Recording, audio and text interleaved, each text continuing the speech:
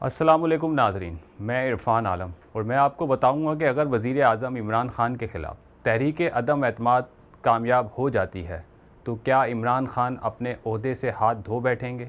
तो क्या दोबारा इस असम्बली से वज़ारत उज़्मा के इंतखाब में कामयाब होकर दोबारा वज़ीर आज़म ऑफ़िस की कुर्सी संभाल सकते हैं या नहीं?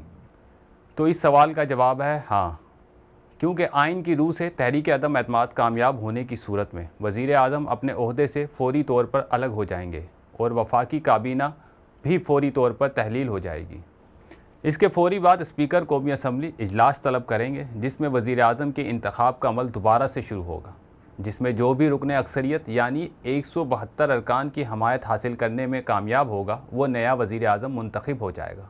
इमरान खान को भी दोबारा उनकी जमात की जानिब से वज़ारत उज़्मा का उम्मीदवार नामज़द किया जा सकता है, क्योंकि उनकी कौमी असम्बली की रुकनीत बरकरार रहेगी और वो दोबारा इंतखाब में हिस्सा ले सकते हैं। अगर इमरान खान ने दोबारा अक्सरियती अरकान की हमायत हासिल कर ली तो वो दोबारा वज़ीर आज़म बन जाएंगे। नया वज़ीर आज़म जो भी मुंतखब होगा वो अपने ओहदे का हलफ लेगा और फिर नई काबीना तश्कील लेगा। यहाँ एक बात याद रहे कि अपोजिशन की जानिब से वज़ीर आज़म इमरान खान के ख़िलाफ़ तहरीक अदम एतमाद जमा करवाई जा चुकी है, जिसके बाद अब स्पीकर कौमी असम्बली इजलास तलब करके पहले इस मामले पर बहस करेंगे और उसके बाद वोटिंग करवाने के पाबंद हैं।